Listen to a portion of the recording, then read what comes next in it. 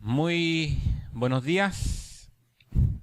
Para comenzar quería iniciar una ronda de recomendación de libros. En realidad quiero hacerlo cada sesión, recomendar un par de libros que estén relacionados con la temática de la que estoy hablando, y hoy día voy a comenzar recomendándoles este libro que es de Eratóstenes y se llama Mitología del Firmamento. Entonces, en este libro, que es un libro muy cortito, hay una serie de mitos asociados a cada una, por lo menos, de las constelaciones más famosas. No están las 88 constelaciones, pero sí, déjeme ver cuántas son, 44. Es decir, eh, bueno, en realidad no todas son constelaciones, pero por lo menos la mitad de las constelaciones están con con un mito asociado de la mitología griega. Así que les recomiendo para el día de hoy, como complemento a la clase, este libro que se llama Mitología del Firmamento. Y ya pasando a la categoría de los bestsellers, les recomiendo también el libro de José Massa que se llama Astronomía Contemporánea.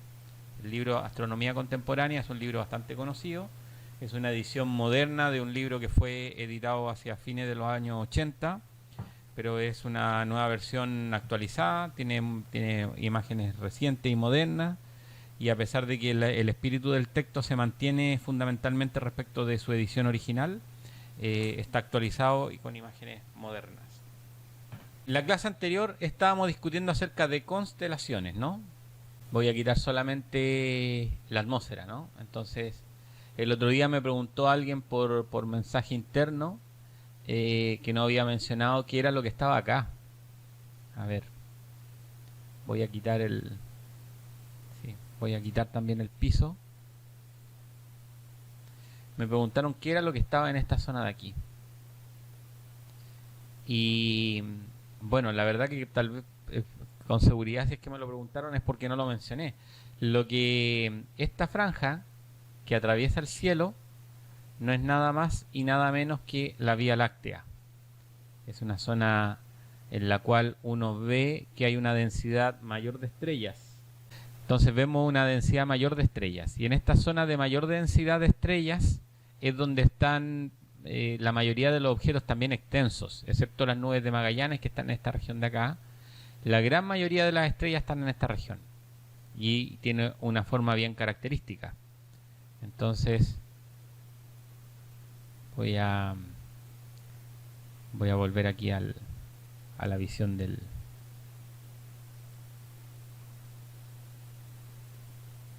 Ya.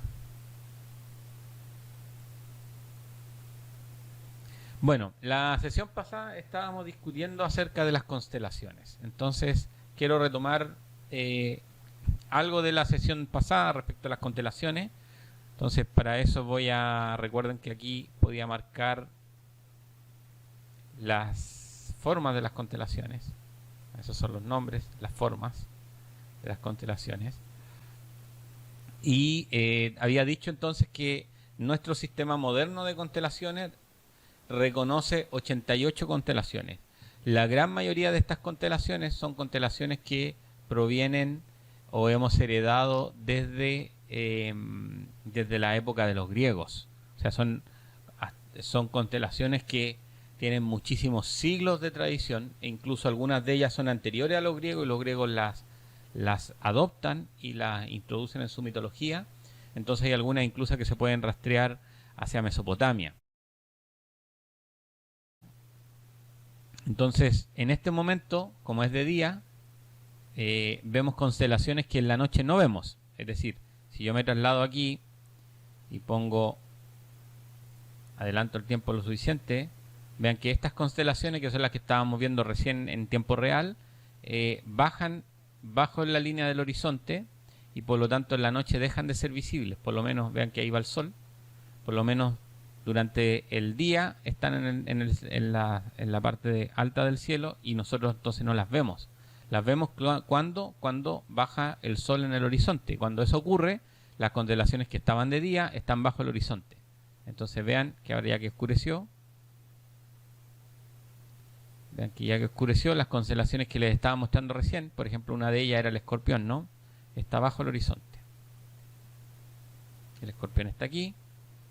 Y vean ahora cuando pongo el piso, está bajo el horizonte. Entonces, ocurre esto que, como la esfera celeste, nosotros podemos optar a ver la mitad de la esfera celeste, entonces siempre hay constelaciones que están visibles y otras que no están visibles. Y entonces, ¿qué constelaciones van a ser visibles? Bueno, las que estén en el lado opuesto del Sol, en realidad. Es decir, las que están en la cercanía del Sol en la esfera celeste son constelaciones que no vamos a ver mientras el Sol esté en esa ubicación. Vamos a discutir luego que el Sol cambia de posición durante el año, y eso significa también que al cambiar de posición durante el año va a ocurrir que esas constelaciones, las que están en la cercanía del Sol, van a ir cambiando durante el año. Voy a volver entonces al cielo de ahora. Claro, si vuelvo a poner la atmósfera, vean que no se ve nada, ¿no? Bueno, se ve la forma de las constelaciones aquí porque están simuladas por el software, pero en principio no se ve nada. De hecho, acá por lo menos en Valparaíso está despejado el día de hoy. Es un día bastante veraniego, a pesar de que ya no estamos en verano. Y si uno sale, lo único que es capaz de ver es el sol. Pero gracias a este software, entonces lo que hago es quitar la atmósfera y entonces aparecen las estrellas. Y al aparecer las estrellas, también podemos distinguir entonces las constelaciones. Vamos a poner entonces las formas de las constelaciones. Ahora, les comentaba que el Sol se mueve durante el año, ¿no? Entonces voy a centrar en el Sol. Entonces voy a poner en el Sol aquí en el centro, y lo que voy a hacer es, bueno, voy a quitar el piso para que no moleste, pero voy a adelantar que el tiempo vaya mucho más rápido, para que alcancen a observar cómo el Sol cambia de ubicación respecto a las constelaciones. Bueno, tal vez esto es demasiado rápido, ¿no? Pero miren, ahora que le hago pausa, vean dónde está. El Sol recién estaba acá. Voy a volver al instante. Vean, ¿en qué constelación está? En Piscis, ¿no? ¿Sí? Está en las cercanías de Piscis. Y ahora que haga el tiempo que se vaya más rápido, progresivamente, se va a notar en varios días. Entonces voy a acelerar mucho esto. Y entonces cuando le haga... Vean que ya no está, estaba recién aquí. No, estaba por aquí, ¿no? Y si lo sigo haciendo, bueno, eso va a ocurrir, que el Sol se va a mover por una zona del cielo.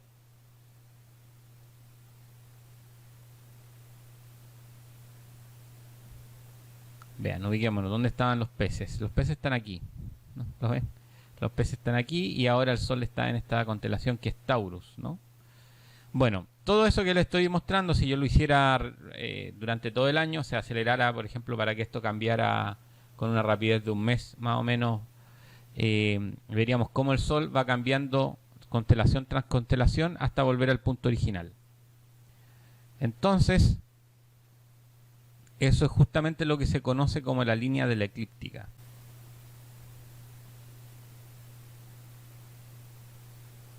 Ahí está. Ya, perfecto. Ya logré. Vean, entonces entré a esta ventana, a la ventana de opciones del cielo y vista, y busqué la marca que dice la eclíptica. ¿Listo? Entonces ahora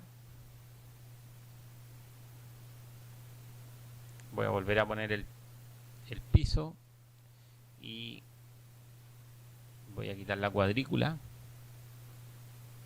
Listo. Entonces, ¿qué he marcado en el cielo? He marcado una línea que marca la trayectoria del Sol durante el año. Y esta trayectoria se conoce como la eclíptica. El nombre de origen de la eclíptica tiene que ver con los eclipses, que es un tema que no voy a discutir el día de hoy. Pero hay algo bien particular respecto de esta línea que se llama la eclíptica. Y es el hecho de que aparecen planetas en la cercanía de esta línea de la eclíptica. Bueno, entonces aquí vemos, por ejemplo, Mercurio, está Júpiter, está Marte y Saturno acá, y Urano, que está por aquí, que es poco visible, entonces no me queda muy claro exactamente en qué lugar está. Luego lo podemos buscar si es que fuera necesario. Pero les quiero mostrar que si yo quito también el piso y me muevo por esto, vean, por ejemplo, Venus está en las cercanías de la eclíptica y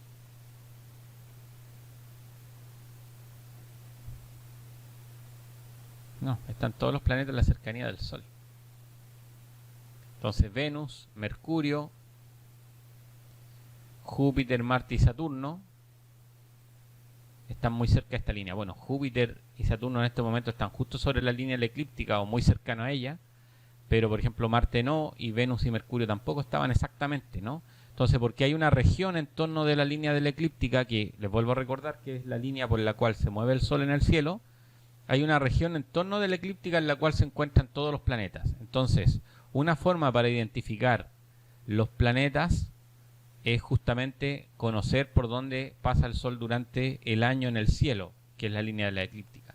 Y eso no es tan fácil, excepto que, volvamos entonces a nuestra idea de las constelaciones, uno conozca las constelaciones. Si uno conoce y logra ubicar las constelaciones por las cuales el Sol pasa durante su movimiento anual sobre la esfera celeste, se llaman constelaciones zodiacales. Y se llaman constelaciones zodiacales porque zoos significa en griego ser vivo o animal. Y prácticamente todas las constelaciones, si no bien no todas, pero prácticamente todas, las constelaciones zodiacales, excepto Libra, corresponden a algún ser vivo.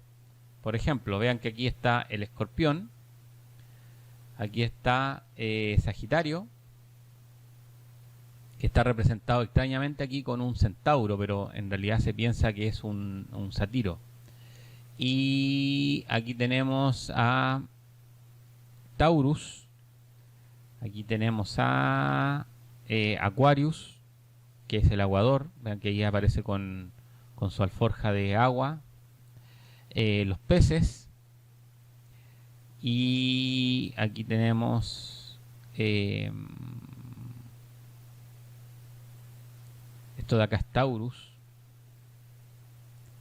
por acá tenemos los gemelos, aquí tenemos el cangrejo, Cáncer, aquí tenemos el león, y aquí tenemos la Virgen, que aprovecho de aclarar, no es la Virgen de la Virgen cristiana, ¿no? Esta constelación es anterior al cristianismo. O sea, no es la Virgen madre de Jesús. ¿Listo? Bueno, creo que ya entonces el grupo de constelaciones en particular por las cuales el Sol se mueve durante el año es justamente lo que se denominan las constelaciones zodiacales. Entonces hay este grupo especial de constelaciones, se llaman constelaciones zodiacales. ¿Y qué particularidad tienen entonces las constelaciones zodiacales? La única particularidad que tienen es que el Sol durante su movimiento anual sobre la esfera celeste pasa por ellas. Porque vamos a dividir a los objetos de la esfera celeste en dos grupos. En un grupo que está fijo a la esfera celeste, que vamos a llamar las estrellas, y en un grupo que no está fijo a la esfera celeste y que se puede mover a través de ella, que es lo que los griegos denominaron los planetas, que significa errante. Entonces, en este contexto, el Sol es un errante.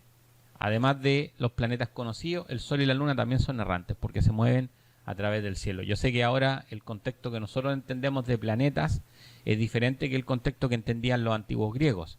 Pero en el contexto de los antiguos griegos, los objetos que no estaban fijos a la esfera celeste eran los errantes. Y errantes en griego se llaman planetas. Entonces, en este contexto, tanto el Sol como la Luna son errantes. Ahora, la clase pasada estuve discutiendo que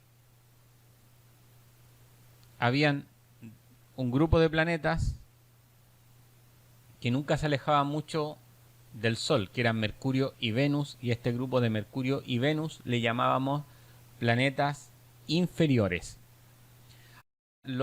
Hay otro grupo de planetas que pueden moverse libremente por la esfera celeste, libremente en el sentido de que pueden ocupar cualquier posición o cualquier elongación respecto del Sol, pero se mueven siempre en la cercanía de la eclíptica. Y estos planetas, que no son ni Mercurio ni Venus, que se pueden mover libremente entonces a través de las zonas de la eclíptica, pero por cualquier parte de la esfera celeste, independiente de la posición del Sol, se les denomina planetas superiores. Entonces Júpiter Marte y Saturno corresponderían a planetas superiores. Que ojo que los planetas que están acá en esta región, voy a alejarme un poquito, ahí. Estos planetas que están acá los voy a contar, son Júpiter, Marte y Saturno, que serían planetas superiores, 3, Mercurio y Venus serían los inferiores, son 7 planetas, 3, 4, 5, más el Sol y la Luna sumamos 7. Entonces para los antiguos griegos existían 7 errantes. Uno de ellos es el Sol, otro es la Luna, y los restantes 5 corresponden a los planetas inferiores Mercurio y Venus, y a los planetas superiores que son Júpiter, Marte y Saturno. Me pregunta acá Devoniaco, ahí está, Devoniaco, me pregunta cuál es Pegaso. Pegaso es una constelación que está en el hemisferio norte. Y vamos a poner los nombres. Aquí está la constelación del Pegaso. Voy a poner las líneas y voy a quitar las formas. Entonces la constelación del Pegaso. La verdad que cuesta imaginarse o tenerla, bueno, después de que uno lo ha visto, pero cuesta imaginarse en realidad la forma de las constelaciones, no es tan obvio. Pero la constelación del Pegaso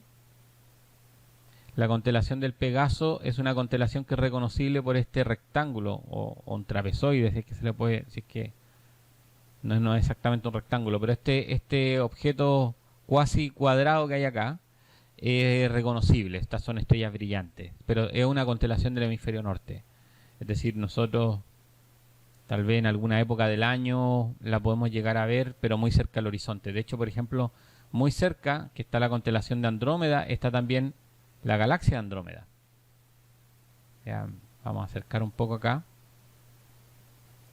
Entonces, por aquí, ahí está, la galaxia de Andrómeda, ¿no? Sí. Entonces, vean, aquí está la constelación del Pegaso, ¿no? El Sol está en este lugar.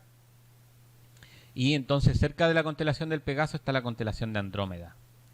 Y en la constelación de Andrómeda está este objeto que es como una mancha en el cielo, que es la galaxia de Andrómeda. Y se llama galaxia de Andrómeda porque está en la constelación de Andrómeda. Para las personas que están en Chile, mientras más al norte, hay más posibilidades de poder ubicar Andrómeda en las cercanías del horizonte, en cierta época del año. Pero los que estamos desde el centro hacia el sur es muy muy difícil, porque normalmente cerca del horizonte o hay nubosidad o hay montañas que impiden ver.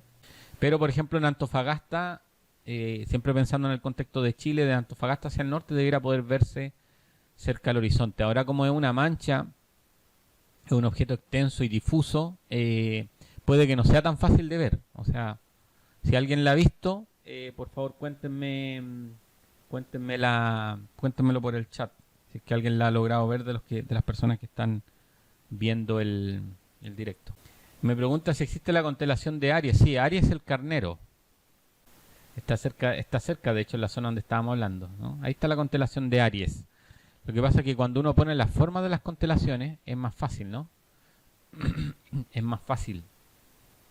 Ahora, en principio, cuando se definieron estas constelaciones zodiacales, en principio el Sol pasaba por 12 constelaciones.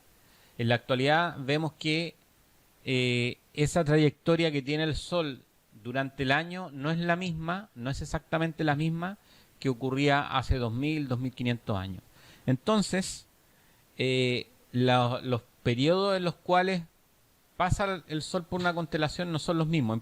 En principio uno podría pensar que si uno divide, si son 12 constelaciones y el año tiene más o menos 12 meses lunares, en realidad tiene un poquito más de 12 meses lunares, entonces uno podría pensar de que el Sol se tarda más o menos un mes en transitar por una constelación en el cielo. La verdad que eso no es así. Vean, por ejemplo, que hay constelaciones por las cuales el Sol pasa muy rápido. Voy a buscar una en particular, que es la constelación de Antares.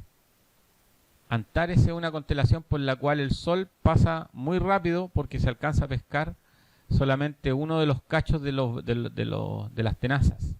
Entonces pasa muy rápido y el tiempo de tránsito por la constelación del Escorpión, perdón, dije Antares parece, ¿no?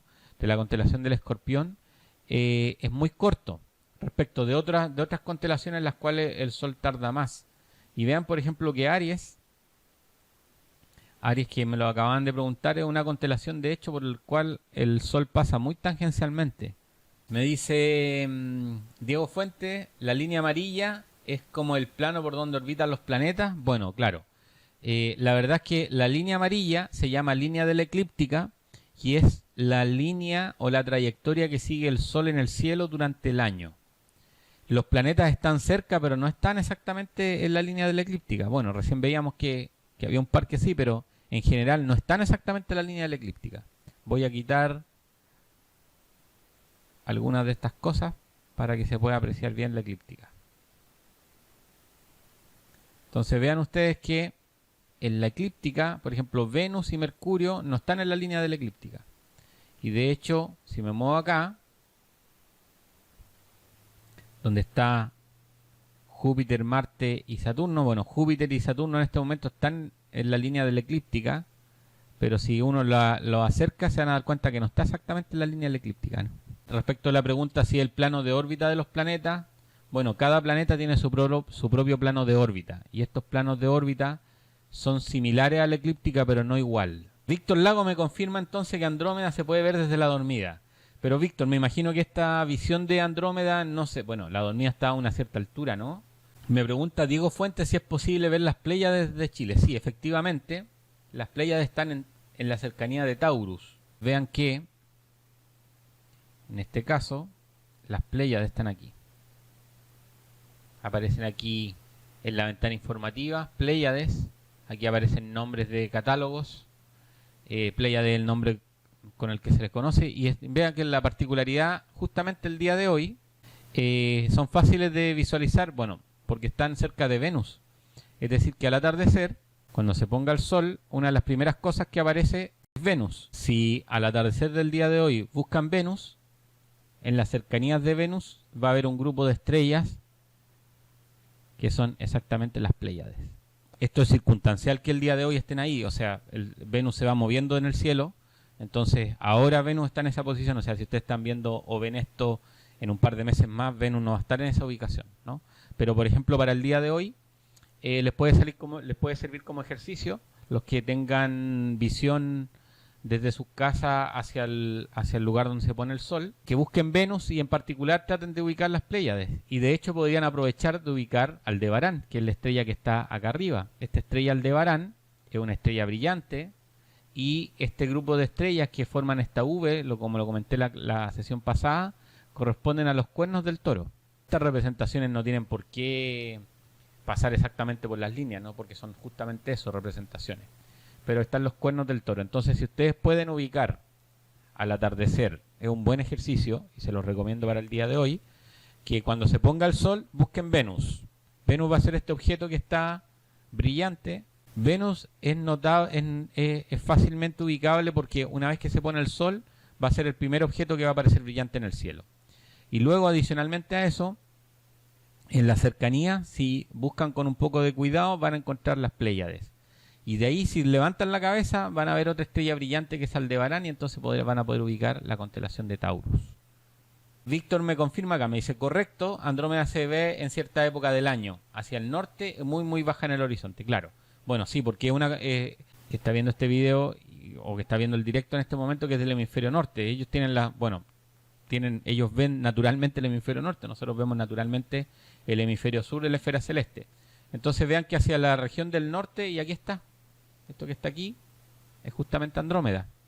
Entonces es un objeto que está en las cercanías del polo norte celeste. Aquí está el polo norte celeste, ahí está Polaris. Está la estrella polar Polaris. Y entonces Andrómeda es una constelación circumpolar. Andrómeda, que es este ser mitológico, que nuevamente les recomiendo que este libro, Mitología del Firmamento, pero también en mi propio libro está explicado también parte de la mitología de algunos de estos personajes. Hay una parte donde están las constelaciones, y en esa parte donde están las constelaciones está explicado por lo menos el mito de Perseo, que es el que está asociado a Andrómeda. Entonces, en esta zona de la región de Andrómeda está la galaxia de Andrómeda, que es esta de aquí. Se llama galaxia de Andrómeda porque está en la constelación de Andrómeda. Y este objeto desde nuestra ubicación es muy difícil de ver. ¿Por qué? Porque está en las cercanías del Polo Norte. Me decía Víctor que se veía la galaxia de Andrómeda por lo menos desde la dormida. Y alguien propone acá, Mirna propone que vamos a la dormida. Sí, puede ser, puede ser. Efectivamente podemos organizar una observación astronómica una vez de que pase todo esto del coronavirus. Ah, Renato me pregunta si va a haber un eclipse pronto. Claro, efectivamente hay un eclipse. Hay un eclipse en diciembre de este año. Se va a ver desde la zona de Villarrica y Pucón. Eso significa que los que estén interesados en ir a ver el eclipse deberían ya haber comprado sus pasajes, ¿no? El 14, gracias. Gracias, Patricia me confirma ahí que es el 14, pero es mediados de diciembre, o sea que estaba bien yo en la primera aproximación, ¿no?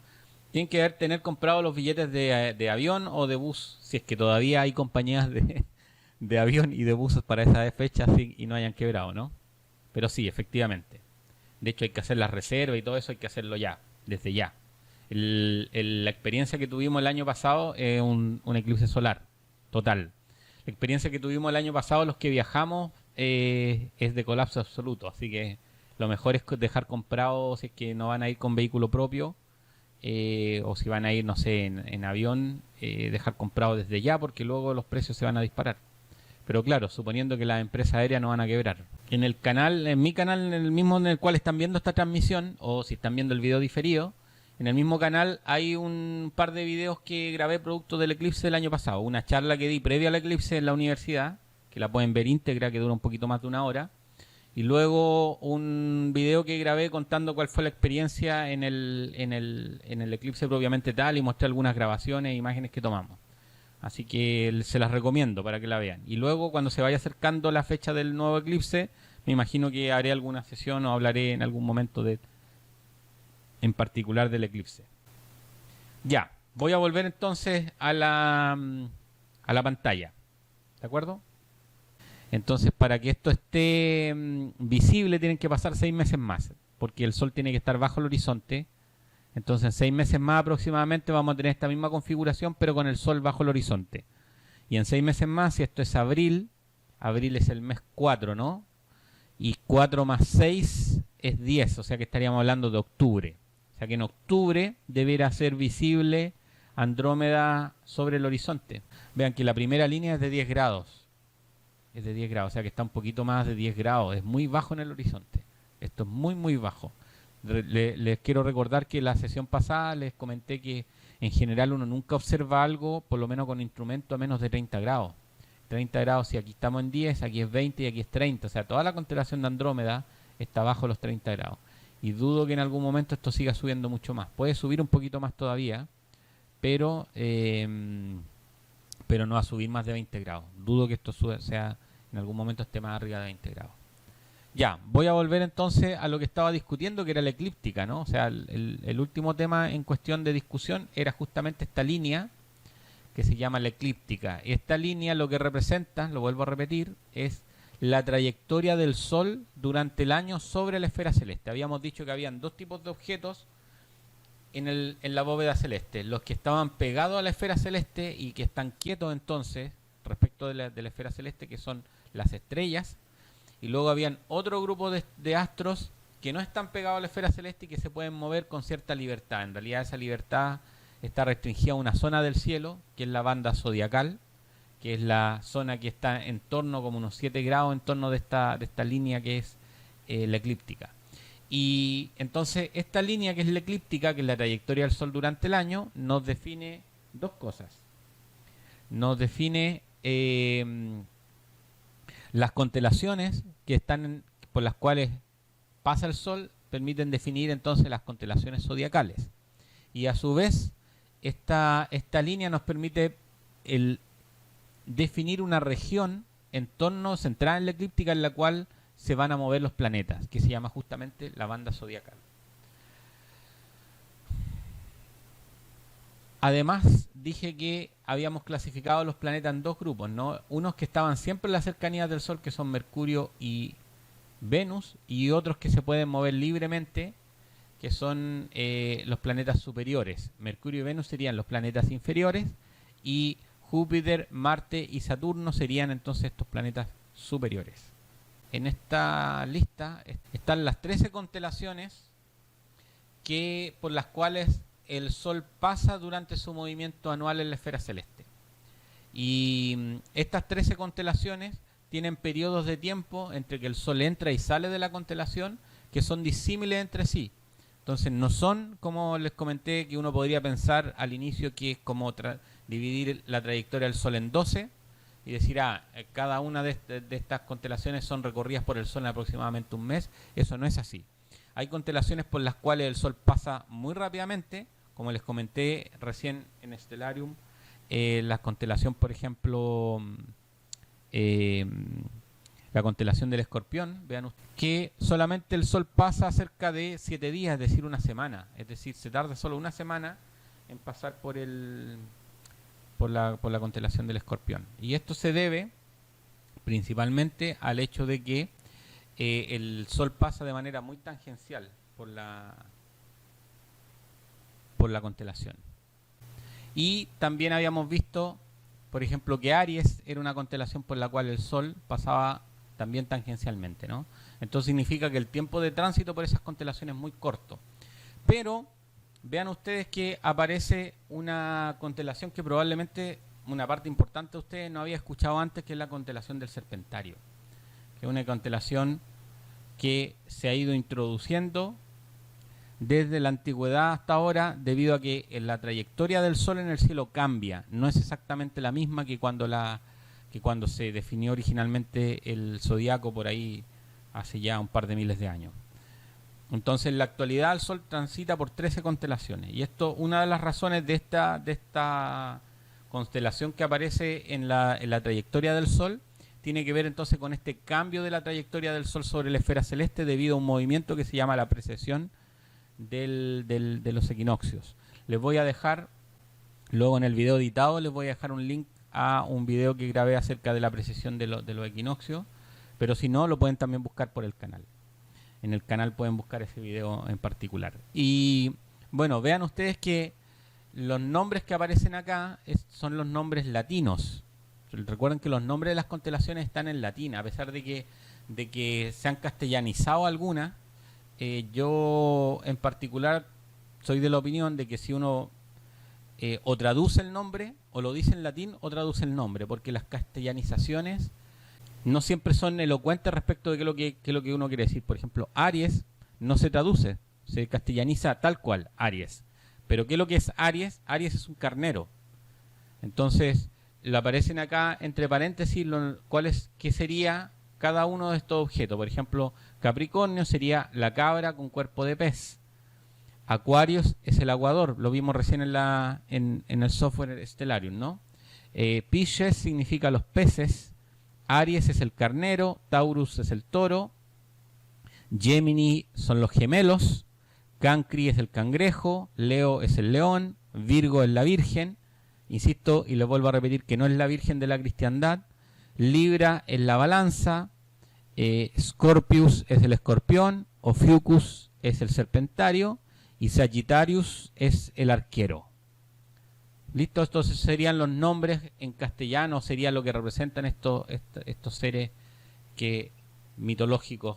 Muchos de ellos son seres mitológicos de la mitología griega, ¿no? Y aquí están los periodos. Estos periodos están calculados para el año 2008, que fue cuando yo escribí este texto.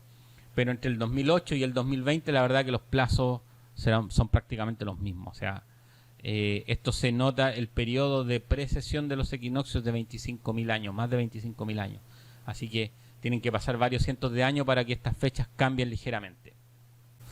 Bueno, alguien dice, a Pedro Engel no le gusta esto. Bueno, sí, lo he comentado en algún momento, pero tal vez este ya es un buen instante para discutir de que la astrología, las cosas que dice la astrología, muchas de ellas son demostrablemente falsas. Pero entiendo yo que la astrología funciona en el sentido de una creencia en particular. Yo no discuto las creencias de las personas. O sea, las personas, si quieren creer de que estamos siendo invadidos por los extraterrestres, bueno, es una opción. de esas personas creer aquello, porque el creer es justamente una opción.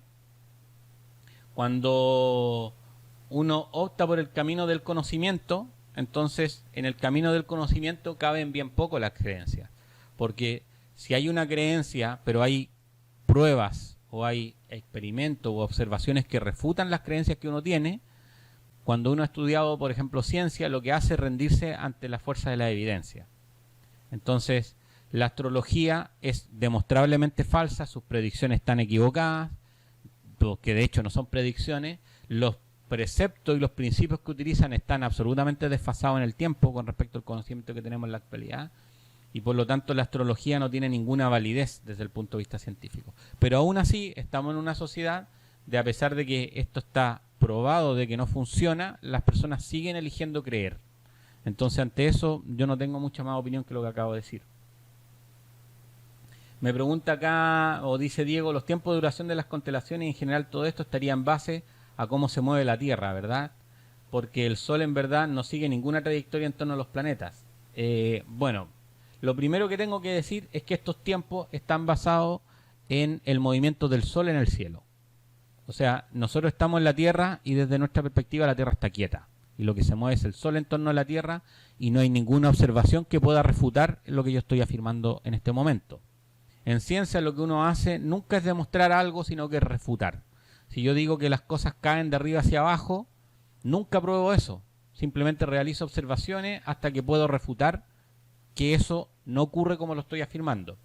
Entonces, uno no puede refutar el hecho de que el Sol no se mueve en torno a la Tierra. De hecho, las observaciones son absolutamente consistentes con esto. Todos los objetos del cielo se mueven en torno a la Tierra. Y esto es una observación y es irrefutable. Entonces, cuando yo me refiero a que los tiempos de duración tienen que ver con el Sol, efectivamente tienen que ver con eso. Desde nuestra perspectiva, se refieren al tiempo en el cual, al instante o el día, aquí está el día, pero en realidad hay una hora y un instante en el cual el Sol entra en una constelación, en su movimiento anual, y en el instante en que sale. Piensen ustedes de que el Sol tarda 365 días y algo, o sea, un poquito más de 365 días en recorrer toda la esfera celeste. Y como una esfera, si uno la divide en 360 partes, cada una de esas partes es un grado. ¿Listo? ¿De acuerdo? Por lo tanto, el Sol se mueve aproximadamente un poquito menos de un grado al día sobre la esfera celeste.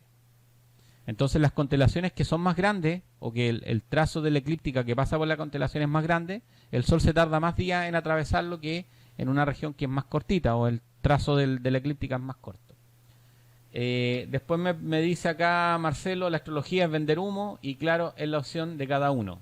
Pero es un negocio, efectivamente. De hecho, los astrólogos ganan bastante dinero, sobre todo los que venden sus cosas en la televisión. Ustedes tienen que pensar de que la gente que hace astrología y tarot tienen espacio en todos los medios de comunicación todos los días. A diferencia de, por ejemplo, los científicos que no tienen, excepto que haya pasado algo o que no sé, alguien sea José Massa en particular, no tienen espacio en los medios de comunicación. Entonces, claro, ante eso y ante una sociedad que no es amante del conocimiento, ellos tienen muchísimas más posibilidades de transmitir su idea, a pesar de que sean falsas y que sean refutablemente falsas.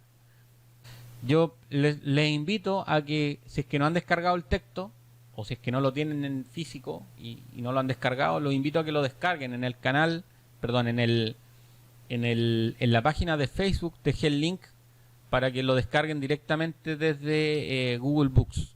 Pero de todas formas, si ustedes lo quieren buscar, pueden entrar a Google Books y buscar Astronomía Elemental, y cuando encuentren el volumen 1 lo pueden descargar directamente desde Google Books, este mismo PDF que estoy mostrando acá. Sí, lo que quería mostrarles era, con esto pretendo terminar, o sea que esto va a ser lo último que voy a discutir. Me quiero quedar con esta imagen. Entonces, en esta imagen aparece la esfera celeste, literalmente de color celeste, y aparece la esfera terrestre. No me he referido todavía a que la Tierra es una esfera, pero lo haré, espero, la próxima sesión, que les discutamos acerca de la forma de la Tierra. No lo haré hoy, pero de momento vamos a asumir, y les voy a dejar ahí por probar de que la Tierra no es plana, ¿no? uno puede demostrar sin tener que ir al espacio y sin necesitar tecnología espacial de que la Tierra no es plana. De hecho, lo hicieron los antiguos griegos hace miles de años, por lo menos 2 milenios, ¿no? Entonces, que la Tierra no es plana es algo bien conocido y es indiscutible. Ahora, si la Tierra es una esfera o no una esfera, bueno, eso es algo discutible, pero que la Tierra no es plana, eso es algo irrefutable. La Tierra no es plana. Vamos a asumir acá que existe la esfera terrestre y la esfera celeste es concéntrica a esta esfera terrestre. Y aparece entonces acá el ecuador celeste, que sería esta línea que es paralela y que pasa por el ecuador terrestre y que divide a la esfera en dos, ¿no? El hemisferio norte celeste y el hemisferio sur celeste. Entonces aparece esta línea que sería la línea ecuatorial o el plano ecuatorial de la esfera celeste. Y adicionalmente a esto aparece la línea de la eclíptica, que como ya pueden ver, esta línea de la eclíptica está inclinada, tiene un cierto ángulo respecto de el ecuador celeste. Entonces, en este contexto, el Sol se mueve todos los días, como había dicho anteriormente, casi un poco menos de 1 grado. Se tarda entonces un año completo en volver a su ubicación original. Vamos a partir, o voy a partir en esta como resumen del movimiento del Sol, cuando el Sol atraviesa el ecuador.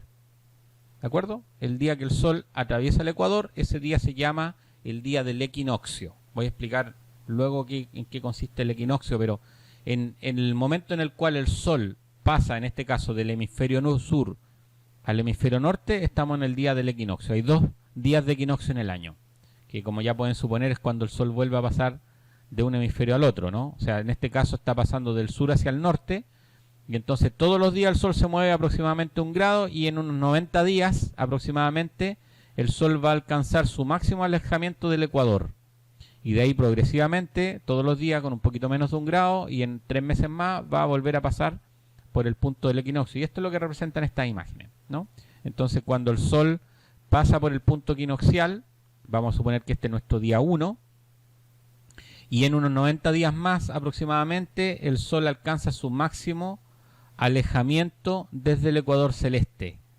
Entonces, ¿en qué ubicación está el Sol? El Sol está en el hemisferio norte celeste. Y se tardará entonces aproximadamente unos 3 meses más en llegar hasta el punto del equinoccio, pasando hacia el hemisferio sur. Entonces, durante el año hay 2 puntos de equinoccios. Y progresivamente entonces ahora el Sol, los próximos 6 meses, va a estar en el hemisferio sur. En la medida que el Sol pasa 3 meses más, alcanza el máximo alejamiento ahora en el hemisferio sur del ecuador. Y entonces estos 2 puntos, que son los máximos alejamientos del Sol en el respecto del ecuador, se llaman los solsticios.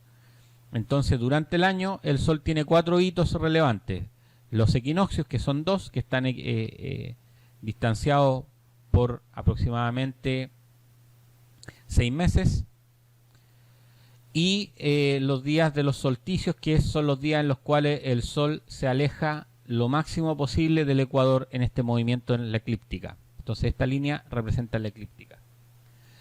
Para concluir con esta idea, lo que les quiero mencionar es que cuando el Sol está en nuestro hemisferio, si nosotros estamos en el hemisferio norte o en el hemisferio sur, bueno, da lo mismo, en el hemisferio en el cual nosotros estamos viviendo, si el Sol está en nuestro hemisferio, estamos hablando de que estamos en verano o en las cercanías del verano. De hecho, estos 4 hitos son los que marcan las 4 estaciones del año. Entonces, por ejemplo, entre este equinoccio y el solsticio del hemisferio, sería para el hemisferio norte la primavera, y entre el solsticio que ellos van a llamar de verano, para nosotros va a ser el solsticio de invierno, que estamos en el hemisferio sur, el Sol desde que se mueve aquí hasta el ecuador, vamos a decir que esto de acá es el verano. Entonces, primavera, verano para el hemisferio norte. Nosotros estamos en el hemisferio sur, entonces cuando el Sol está en el hemisferio opuesto, es decir, en el hemisferio norte, para nosotros la primavera de ellos va a ser el otoño nuestro, y el verano de ellos va a ser el invierno nuestro. Ahora, cuando esto ocurre y el Sol pasa ahora al hemisferio sur, entonces desde el día del equinoccio hasta el solsticio de verano, que ocurre aproximadamente el 21 de diciembre, esto ocurre aproximadamente el 21 de septiembre, es lo que nosotros vamos a llamar la primavera. Y desde esa fecha hasta, desde aproximadamente el 21-22 de diciembre hasta el 21-22 de marzo, que ya lo pasamos nosotros, es lo que se define como verano, y entonces nosotros vamos a entrar en el otoño. Entonces, esto del movimiento del Sol sobre la esfera celeste tiene varias implicancias, ¿no? La primera es lo que acabo de decir de que el movimiento del Sol sobre la esfera celeste define la eclíptica, que a su vez durante su movimiento en la esfera celeste recorre las constelaciones que vamos a llamar constelaciones zodiacales, son un grupo especial de 13 constelaciones de las 88, y además esto influye en el clima global del planeta a través de las estaciones, que es algo con lo que voy a volver a discutir, me imagino que la próxima sesión. Con esto doy por concluida la sesión de hoy. Me voy a dedicar ahora a las preguntas y a las discusiones que ustedes quieran tener respecto de estos temas o de otros. Y me despido para los que, si es que el video se acaba acá, para el video editado, me despido y agradezco que hayan llegado hasta este punto. Diego Fuentes dice, ¿podría explicar por qué solo se ve un lado de la luna? En esta representación aparece nuestra escala, claro, o sea, la luna, la tierra y la distancia no están en escala. La luna está bastante más lejos que esto, pero es una imagen didáctica, ¿no? La intención que tienen no es representar la escala de distancia, sino que representar el hecho de que por qué la luna nos muestra siempre la misma cara. Entonces vamos a comenzar en esta imagen. Aparece aquí un hito con 1, 2, 3, 4, 5 y así hasta llegar al punto 9, que es nuevamente el punto 1.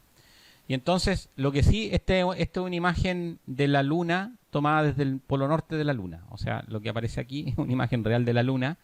Y lo que hice fue, vean que la luna, la cara que da hacia la Tierra es más oscura que la cara que da hacia el otro lado. ¿Sí? O sea, el hemisferio visible desde la Tierra es más oscuro, está lleno de mares, de hecho, los mares lunares, que no son lo mismo que los mares terrestres, pero se llaman mares, y los mares son oscuros. Y en cambio el otro hemisferio de la luna es más brillante. Entonces, si ustedes van siguiendo la mancha oscura, la luna durante su movimiento siempre nos muestra esta cara con la mancha oscura, con los mares, ¿no? Entonces, lo que hice acá fue representar con estas flechas desde el hemisferio que no vemos hacia el hemisferio que vemos. De manera que la luna, en cada una de estas posiciones, siempre estaba mostrando la misma cara hacia nosotros. Que en este dibujo se pusieron estas flechas con un fin didáctico para mostrar de que si la luna siempre nos muestra la misma cara, entonces las flechas van desde el hemisferio que no vemos al hemisferio que vemos apuntando hacia la Tierra. Bueno, ahora lo que hice fue tomar esto y llevarlo a una posición secuencial. Entonces vean que desde 1 hasta 9, la luna lo que está haciendo es rotar sobre su propio eje. Desde el 1 hasta el 9, la luna está girando sobre su propio eje. Es decir, que de alguna manera, que ya podemos discutir en otra sesión, de alguna manera la luna nos muestra la misma cara siempre porque el tiempo en que tarda en dar una vuelta en torno de la Tierra es muy similar, no exactamente, pero muy similar al mismo tiempo en que tarda en dar una vuelta sobre su propio eje. Entonces, a medida que la luna se va moviendo en torno de la Tierra, también está girando sobre su propio eje. Y estos dos periodos, el de rotación en torno de la Tierra y el de rotación sobre su propio eje, están aproximadamente sincronizados. Este tipo de rotación se llama rotación sincrónica. Y es lo que explica por qué la luna nos muestra siempre la misma cara. Diego Fuentes me preguntó, me pidió si podía explicar por qué solo se veía un lado de la luna. La explicación es lo que acabo de hacer, que es el hecho de que la luna nos muestre la misma cara ocurre debido a que la luna tiene una rotación que se llama sincrónica. Y la rotación sincrónica significa que el tiempo que tarda en orbitar en torno a la Tierra es aproximadamente igual al tiempo que tarda en dar una vuelta sobre su propio eje.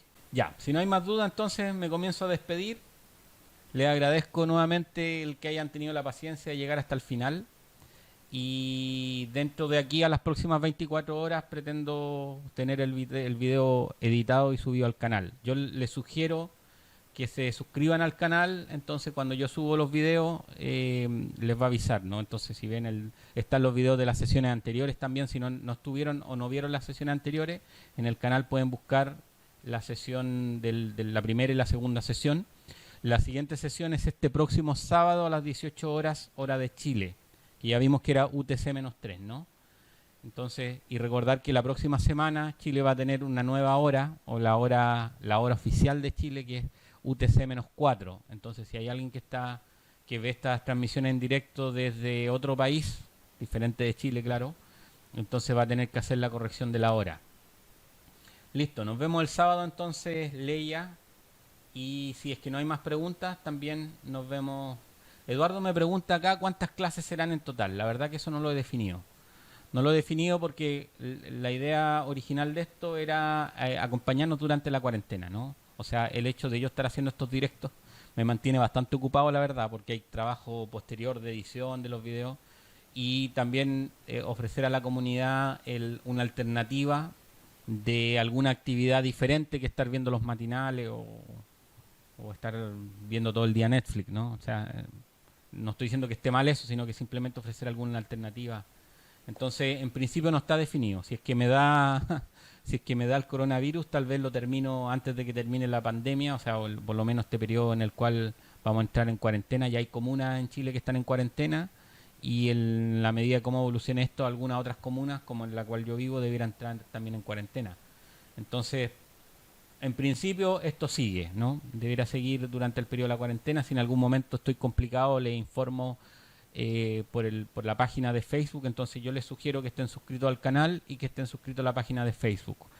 Porque en el canal, si están suscritos, les va a avisar cuando subo material, subo algún video. Ojo que no todos son de astronomía, porque doy clases de física también, entonces tal vez en algún momento van a haber clases de cosas súper complicadas. No es necesario que vean los videos de eso, ¿no? Pero sí los de astronomía, hay varios. Tengo una lista también de astronomía, de clases de astronomía que ustedes pueden ver, que son clases pasadas. Pero también esto creé una lista de que se llama Astronomía para la Cuarentena, donde van a ir quedando todos estos videos, pero editados. Entonces, en principio no hay fecha de término. Pensemos de que si todo, ojalá que dure lo menos posible, ¿no? En el sentido de la sanidad pública del país. Y después de eso, bueno, después veamos si hay gente que todavía está interesada en seguir los directos y hay una masa crítica de personas que está interesada en seguir en esto, lo podemos seguir discutiendo. Yo no tengo inconvenientes. Listo, nos vemos entonces el sábado. Que tengan un muy buen día. Gracias por participar.